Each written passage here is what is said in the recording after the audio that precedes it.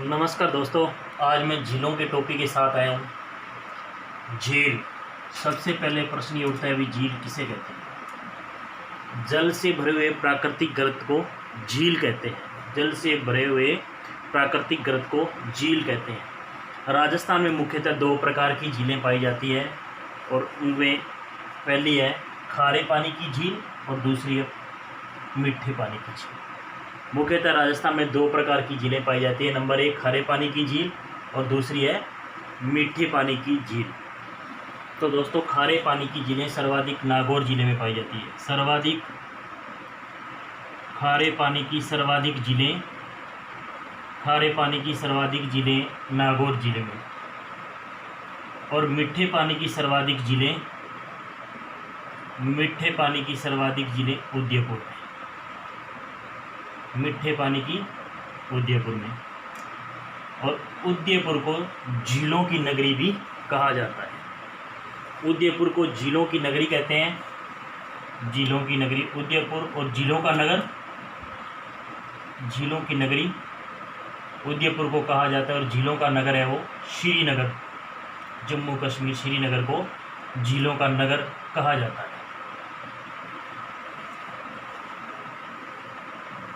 दोस्तों, तो आज अपने खारे पानी की झीलें पढ़ेंगे, और खारे पानी की झीलों की ट्रिक मैंने बनाई है। कुत्ता साड़ी का पल्लू फाड़े रे। ट्रिक क्या है? अपनी नोटबुक निकालें और ट्रिक को लिखें, और साथ में लाइक का बटन भी दबा दें। लाइक कर दें वीडियो को। कुत्ता साड़ी का पल्लू फाड़े रे, ये अपने खारे पानी की झीलें हैं। और अब जब हमारे को खारे पानी की झीलें याद हो जाएगी तो मीठे पानी की झीलें अपने आप याद हो जाती है।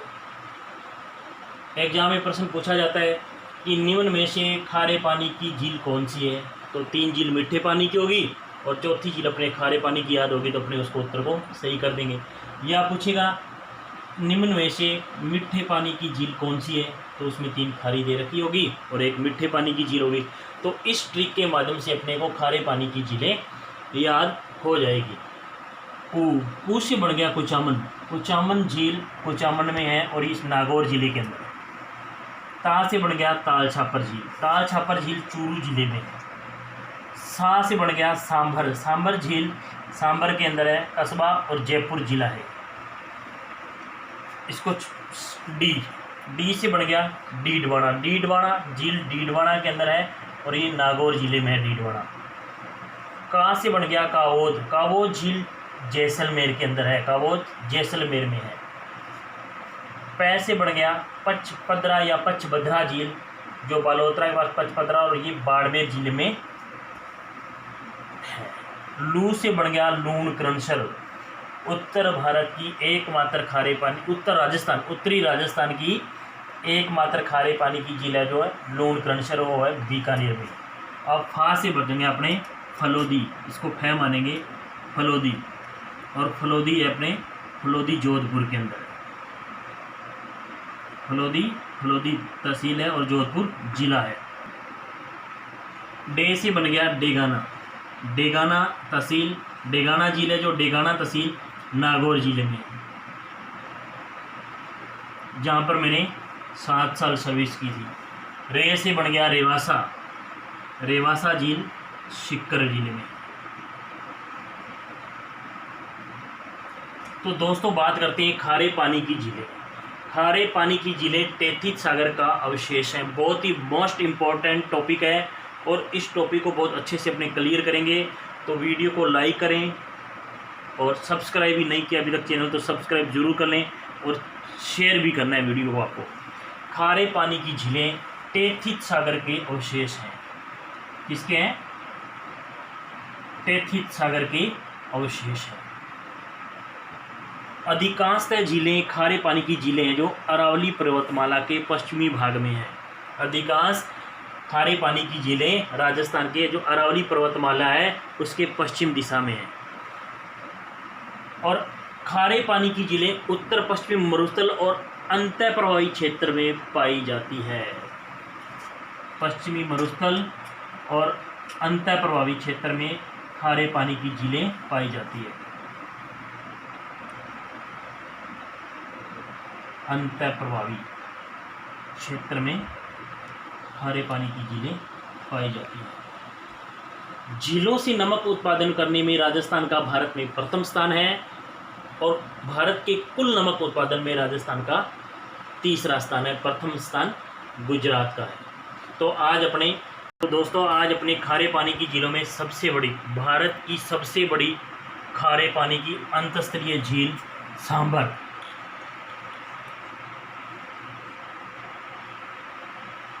सांबर झील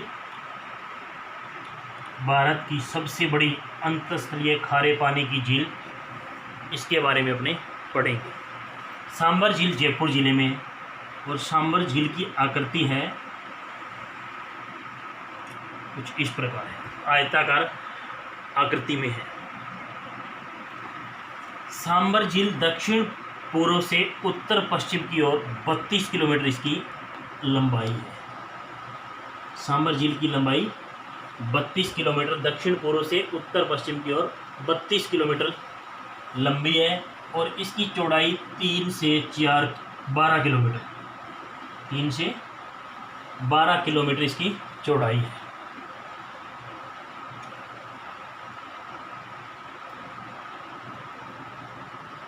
सांबर झील 74 डिग्री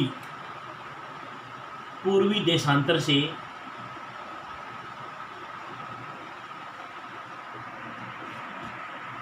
75 डिग्री पूर्वी देशांतर,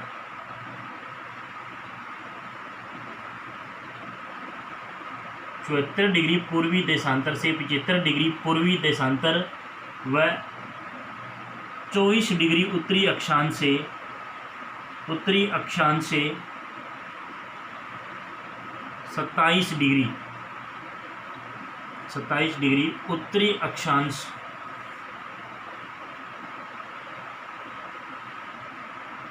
अक्षांश के बीच विस्तृत है।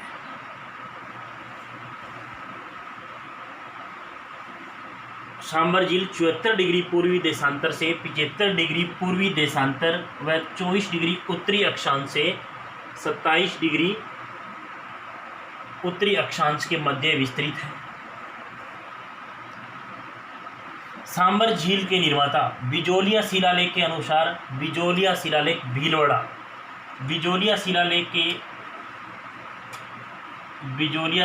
भीलवाड़ा के मुताबिक के अनुसार सांबर झील के निर्माता वासुदेव चौहान है। इसका निर्माण किसने करवाया? वासुदेव चौहान ने।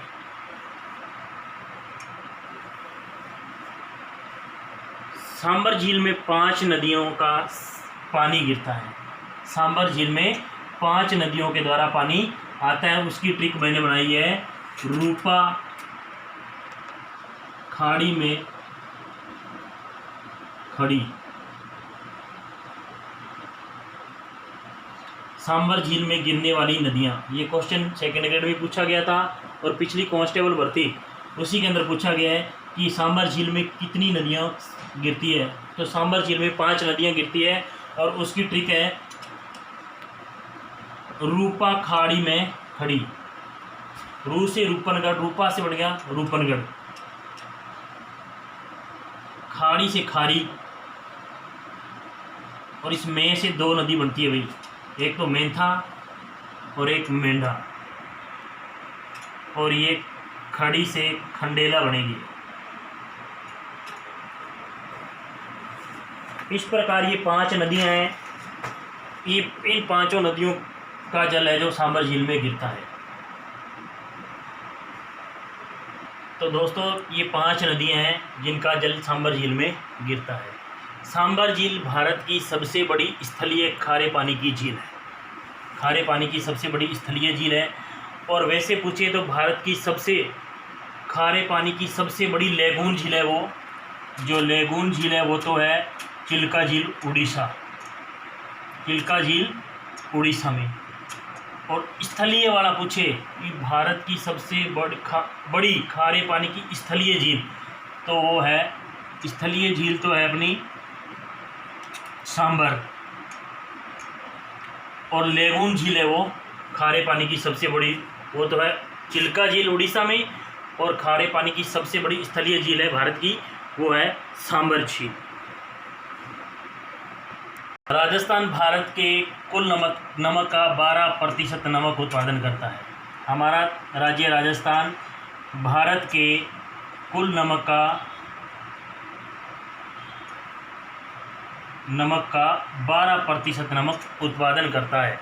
और इस राजस्थान के 12% नमक में से 8.7% नमक अकेले सांबर झील से प्राप्त होता है।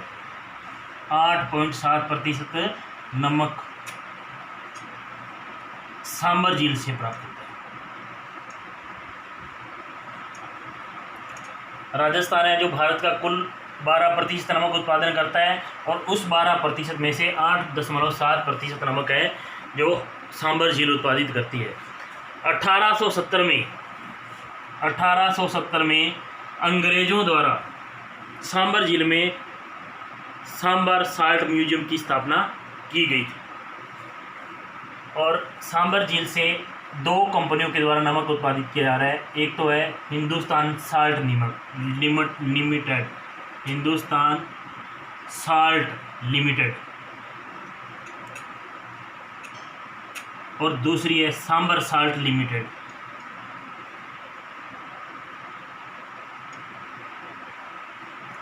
तो दोस्तों हिंदुस्तान साल्ट लिमिटेड है, ये भारत सरकार का उपक्रम है और इसकी स्थापना 25 जनवरी 1960 को हुई।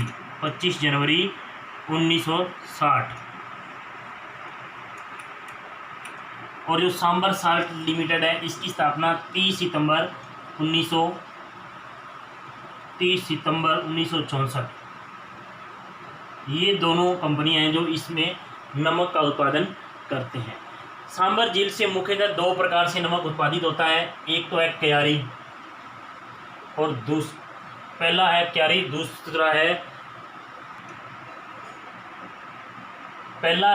और दूसरा है रेस्ता। इन 2 तरीकों से, 2 विधियों से सांबर झील से नमक का उत्पादन किया जाता है। क्यारी क्या है? हमारे खेतों में जैसे फसल को पैदा करने के लिए क्यारियाँ बनाई जाती है, उसी प्रकार सांबर झील के किनारे छोटी छोटी क्यारियाँ बनाकर उसमें सांबर झील का पानी इकट्ठा भरा जाता है उन क्यारियों को, और जब वो पानी सूख जाता है वाष्पीकरण के द्वारा, तो बाद में जो नमक बचता है उसको कहते हैं क्यार विधि। और दूसरा है रेस्ता।